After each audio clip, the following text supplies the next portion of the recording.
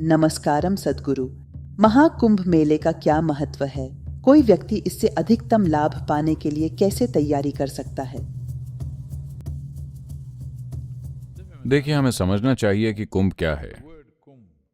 कुंभ शब्द का शाब्दिक अर्थ है घड़ा। कहानी ये है कि जीवन का अमृत पाने के लिए समुद्र मंथन किया जा रहा था।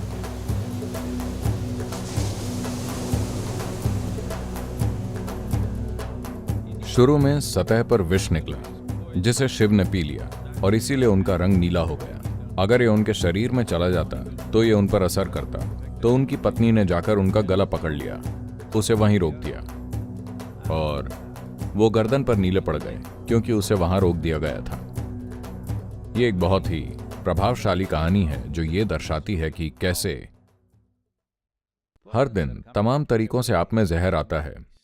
जरूरी नहीं कि खाने से ही, सोच के जरिए, विचारों के जरिए, भावनाओं के जरिए आपका जीवन जहरीला बन सकता है ना?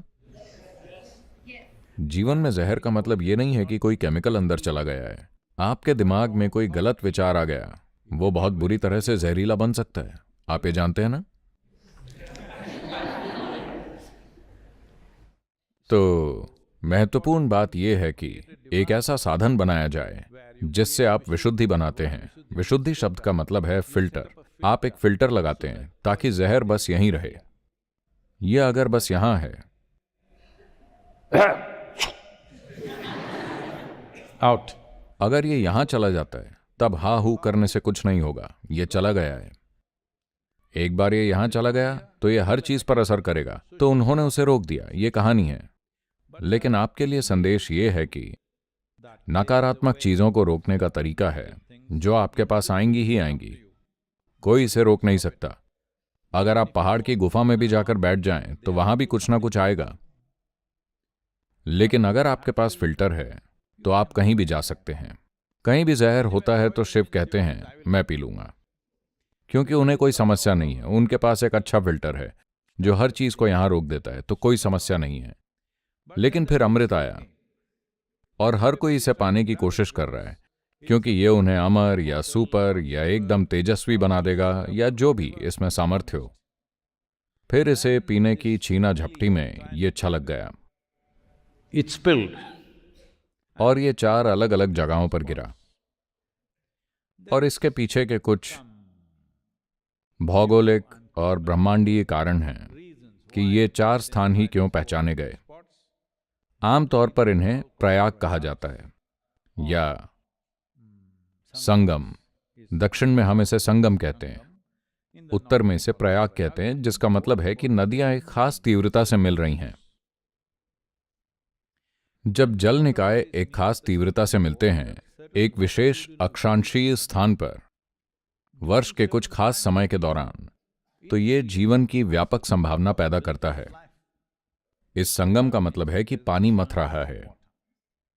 क्योंकि आपके शरीर का 72% हिस्सा पानी है, तो अगर आप कुछ खास जगहों पर हैं जहां पानी एक खास तरह की गतिशीलता में है, तो ये शरीर पर बड़े पैमाने पर असर डालता है। और साल के एक विशेष समय पर, जिसकी गणना कई कारणों से की जाती है, और ये खास तौर पर सौर चक्र के 12 साल में एक बार, यानी हर सौर चक्र में एक बार, एक ऐसा समय आता है जब इसका असर सबसे ज्यादा होता है। ये महाकुंभ है। आपको वहां कैसे जाना चाहिए? आपको वहां 48 दिन रहना चाहिए और साधना करनी चाहिए। यही वजह है कि ये सारे अखाड़े वहां जाते हैं। लेकिन आज ज्यादातर नहीं, लेकिन बहुत सारे लोग वहां पर्यटक की तरह जा रहे हैं। वो वहां नागा बाबाओं को देखने जा रहे हैं। और कुछ लोग, ओ ये आदमी तो बड़ा विचित्र है। कुछ विचित्र नहीं है, उसने बस कपड़े नहीं पहने, बस इतना ही। मेरे ख्याल से अपने कपड़ों के नीचे हर कोई नंगा है। हेलो? लेकिन लोग उसे ऐसे देखेंगे जैसे वो कुछ और ही है। नहीं, वो एक सामान्य व्यक्ति है जो अपनी साधना कर रहा है और उसे इसकी परवाह नहीं है कि वो कैसा दिखता है। लेकिन आप देखना चाहते हैं। तो मैं कह रहा हूं कि जो पवित्रता पहले हुआ करती थी उससे स्थिति बदल गई है, लेकिन प्राकृतिक स्थितियां नहीं बदली हैं, सामाजिक स्थितियां बदल गई हैं। लोगों में एक स्तर की अपरिपक्वता आ गई है। वो वहां बस इसलिए जा रहे हैं। उनमें से कई सिर्फ तस्वीरें लेना चाहते हैं। आपको देखना चाहिए कि कितने लोग वहां बैठे नागा बाबा के साथ सेल्फी लेना चाहते हैं। ये पागलपन है।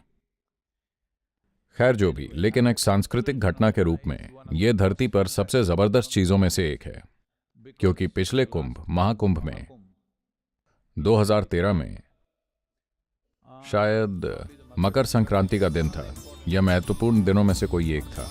वहां एक दिन में 4 करोड़ लोग थे। 4 करोड़ लोग एक दिन में, और सब कुछ आसानी से चल रहा था, बिना किसी हंगामे के, बिना किसी परेशानी के, कुछ भी नहीं, बहुत सरलता से और बढ़िया। पुरुष, महिलाएं, बच्चे, सभी तरह के लोग एक ही स्थान पर, 4 करोड़ लोग, और ये अच्छी तरह से मैनेज हो गया। यह अविश्वसनीय है, एक तरह से सेल्फ मैनेजमेंट।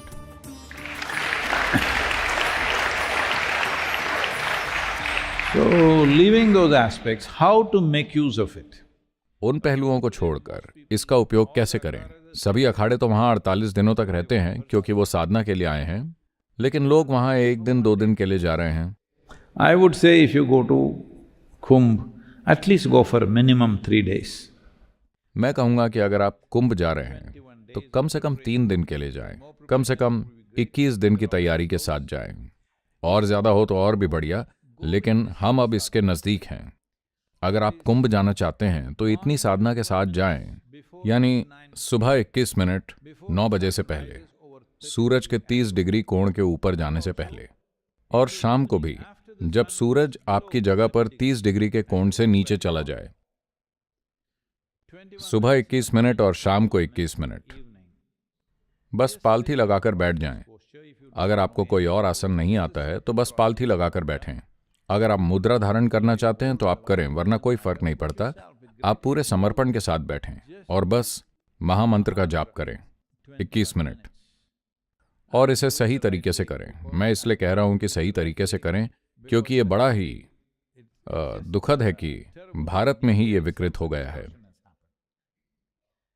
वैसे अंग्रेजी भाषा में वो इसे लिखते हैं AUM, लेकिन बोलते हैं ओम नहीं।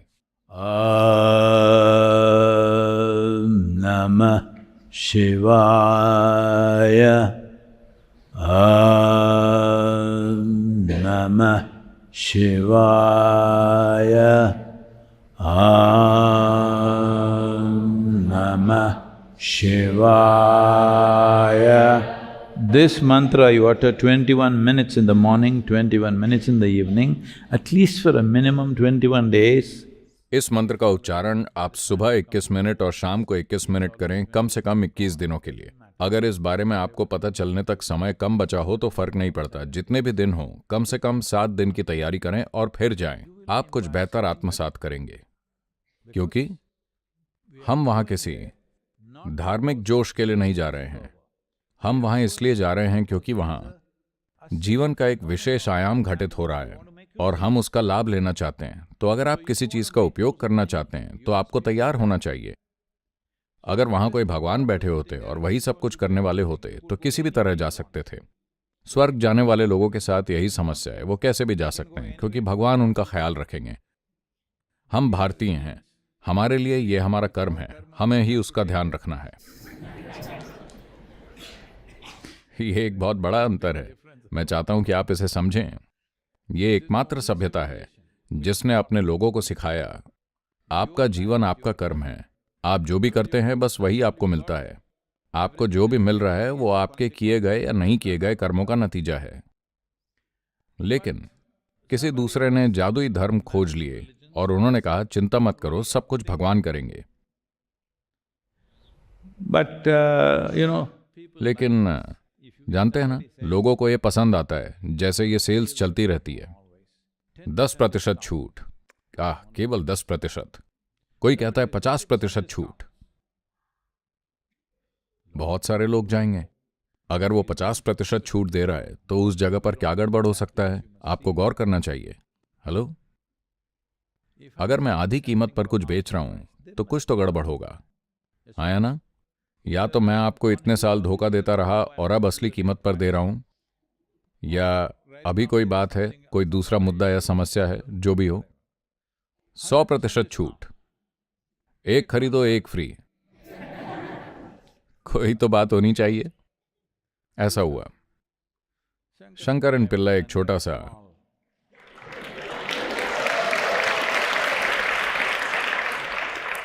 सुविधा स्टोर चला रहे थे और इधर बाईं तरफ एक और नया सुविधा स्टोर खुला और उन्होंने बोर्ड लगा दिया, सारे उत्पादों पर सुपर छूट। बड़ा बोर्ड, भद्दा दिखने वाला बोर्ड। फिर दाईं तरफ एक और दुकान खुली। इस आदमी ने कहा, एक खरीदो एक फ्री ले जाओ, हर चीज, फोन से लेकर रेफ्रिजरेटर और संतरे तक, एक खरीदो एक फ्री ले जाओ। लोग वहां लाइन लगा रहे हैं। शंकरन पिल्ले ने इसे देखा और फिर एक नया बोर्ड पेंट करवाया, मुख्य प्रवेश द्वार ये है।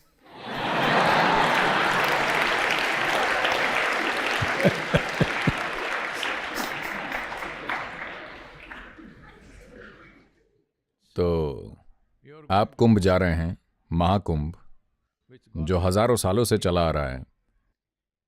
कम से कम तैयार होकर तो जाएं, इतनी साधना करें, सुबह शाम 21 मिनट का निवेश करें, कम से कम 7 दिन। अगर आप इससे ज्यादा करते हैं तो बहुत अच्छा है। और अगर आप उन महत्वपूर्ण दिनों में जाते हैं तो आप थोड़ा सा जन सैलाब में डूब जाएंगे। अगर आप अच्छी डुबकी लगाना चाहते हैं तो उन दिनों में जाएं जो इतने लोकप्रिय नहीं हैं। आपको नदी मिलेगी, वरना मानवता की नदी मिलेगी। लेकिन सबसे अविश्वसनीय बात यह है कि हर तरह के लोग, बस पता है, उनमें से कई दूर से, दूर दराज के गांवों से आते हैं। ट्रेन का टिकट खरीदना और वहां पहुंचना, ये उनके जीवन में एक बड़ी बात है। उनमें से अधिकांश उन 2-3 दिनों के लिए अपना खाना पैक करके लेकर आए हैं। वो अपनी टोकरियों से खाना निकाल कर खाते हैं, क्योंकि वो रेस्टोरेंट में खाना नहीं खा सकते, ये उनके लिए बहुत महंगा है, या जो भी वजह हो। सिर्फ ट्रेन का टिकट खरीदना, अपनी बूढ़ी माँ और अपनी पत्नी और बच्चों को साथ लेकर वहां आना बहुत बड़ी बात है। तो उनके पास कोई कमरा नहीं है, कोई आलिशान टेंट नहीं है, कोई होटल नहीं, कुछ भी नहीं है। नदी के किनारे वो एक छोटी सी आग जलाएंगे, अपने खुद के गीत गाएंगे। ये अविश्वसनीय है। यही भारत है। ये है भारत की असली खूबसूरती।